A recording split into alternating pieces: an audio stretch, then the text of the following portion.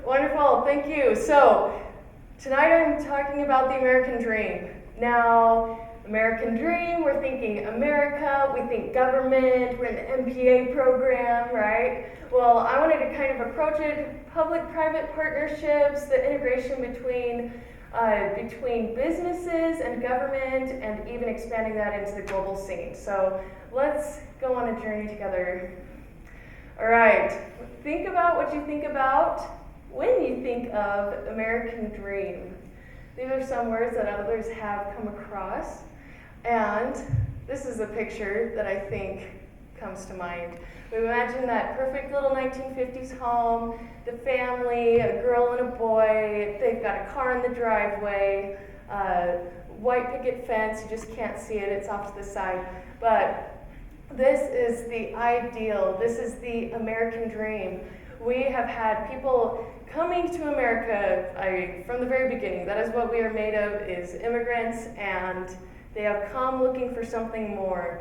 We've kind of defined this image and the standard of living that passes a lot of what the rest of the world sees.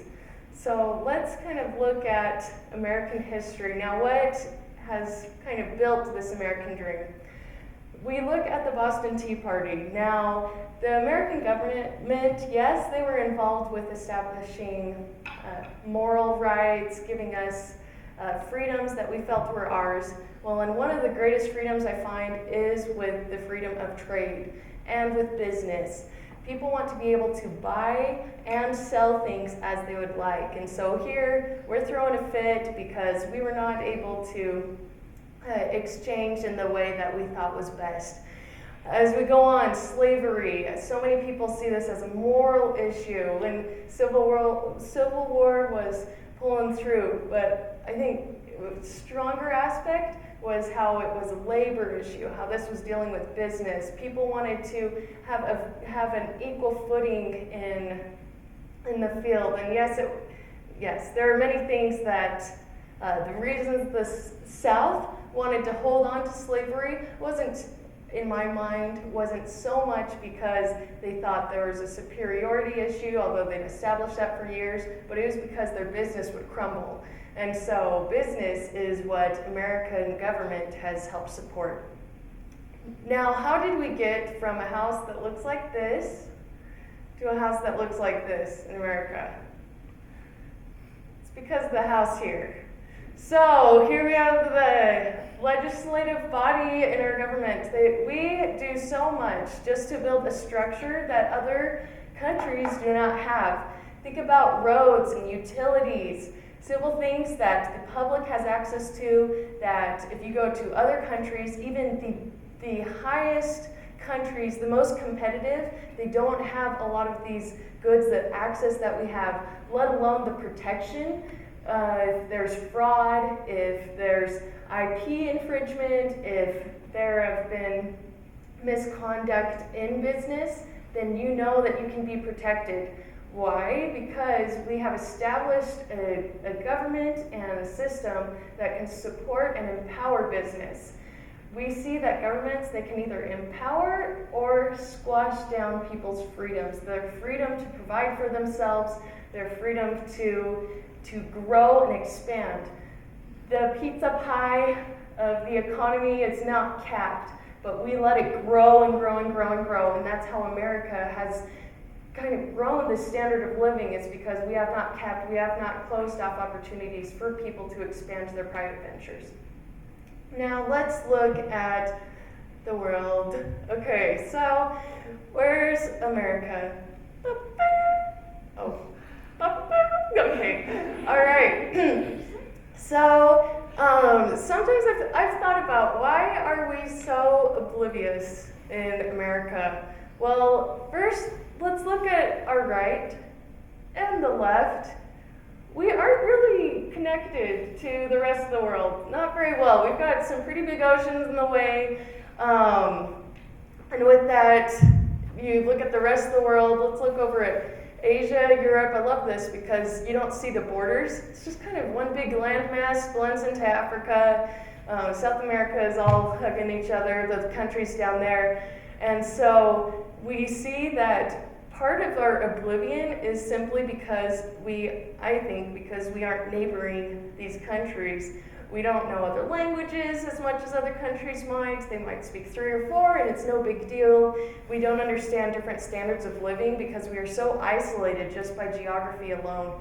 And yes, and so with that, I just kind of wanted to point that out, that we are geographically separated and yes, and we don't quite understand how the rest of the world works, that's all. Okay, so let's look at what we can do. Aw, little lemonade for 10 cents. Okay, starting from Youth Week and empower these entrepreneurs. That's just a cute picture, okay. All right, here is the US. Check out these businesses, right? Big names, they were able to establish themselves, and yes, and how many people do those organizations employ? I think this is cool. Okay, now let's look at a world map of businesses throughout the world. This will connect in just a minute. Got a good look, okay. All right, now how overwhelmed are you now? Look at how these businesses are interconnected. I wanted to kind of bring this out to show that even while we're doing work just in America, that America, the globalization is no longer isolating us the same way it used to.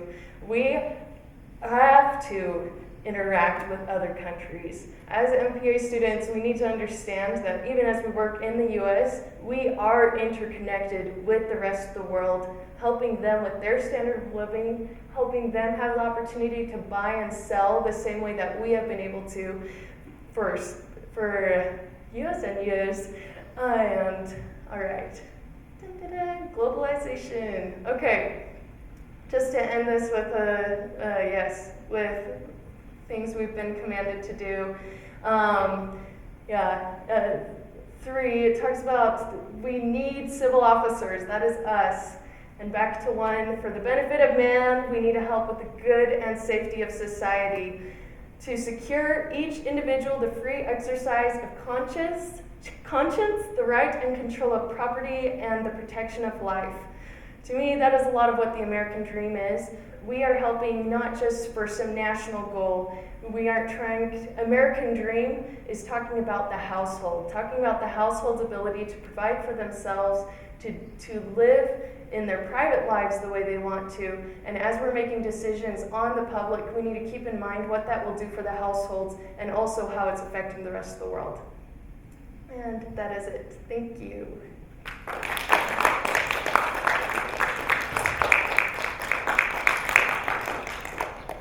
Are there any questions?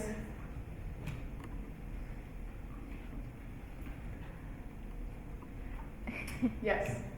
So this doesn't have to do so much with the content. Yes. It's fabulous. But on the picture that you showed of all the different businesses connecting, why was there a picture of Michael Jackson today? What does that mean? That he's an international figure. Yes. I remember actually I was in China soon after people weren't sure if he was really dead, but at Tiananmen Square, then there was a man acting out as Michael Jackson, and the police kind of huddled around him and took him away. Anyway, so a figure, yes, there's free expression, but I think there's a lot that America does that we have to offer the world, not just in business, but also in media and entertainment and kind of the creativity. I feel like a lot of these are interconnecting, actually. Entrepreneurs, creativity, we let our people do that.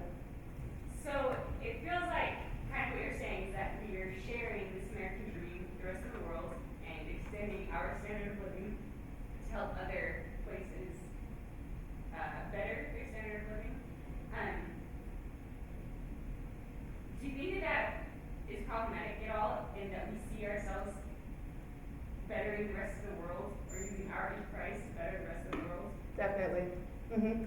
And I think, yes, so I guess first I'll answer that question.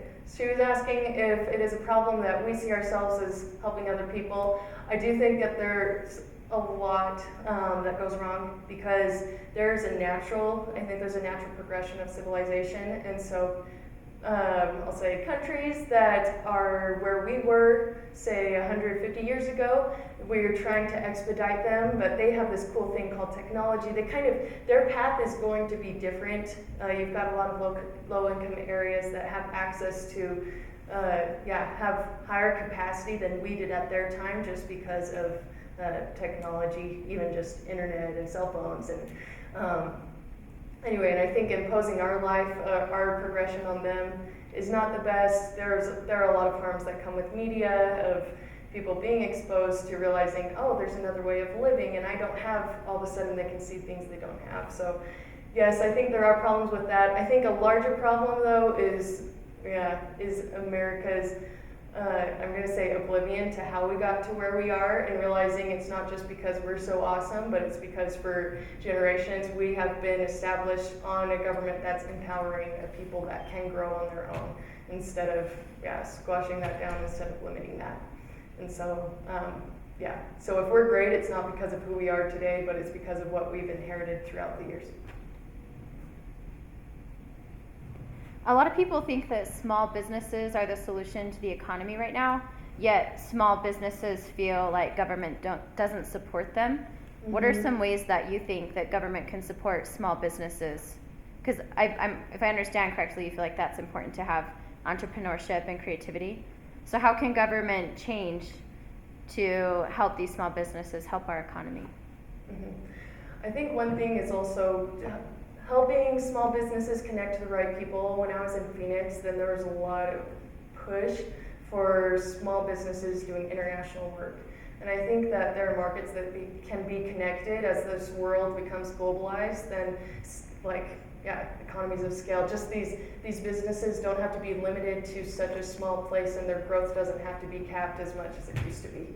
And so I think just allowing for those connections and encouraging them is awesome. And there are organizations like the SBA and others that work with helping people start their small businesses, but I am definitely in favor of small businesses that can be multiplied, that can be franchised. When you're keeping it in one area, when you're not multiplying that idea, then I think that you're limiting yourself and your own growth. And every business that has become a big business was at one time a small business, of course. And so, so I'm all in favor for the growth. Anything else? How do you think you can help people? Because I actually do know a lot of people that seem to think that America is this way because we're awesome and I don't know, and just promised land, which is true, but at the same time, it's not. The oblivion. How do you propose that people help stop that oblivion, and help people see how it's affecting international view of Americans? Mm-hmm. First of all, I think learning about history is big. To understand where we've come from and how we got to where we are is just huge to helping people realize, why we are the way we are. And anyway, so I feel like learning history and the world, those are two things that I obviously love and I've kind of hit on. And so as people are becoming more exposed to other countries, I think also recognizing, as you did in Brazil, that just because there's a different standard of living doesn't mean that the standard of happiness or the level of happiness is higher. And so I think that a couple things that Americans can do is that, first of all, they can understand that, can kind of see the advantages that we have, but also come to understand the advantages that other places have, things that we can learn from them. I think that also when we have this view of it's a one-way, we're helping you, then we're losing out on a lot. And that's the defeating the idea of that international network, that globalness.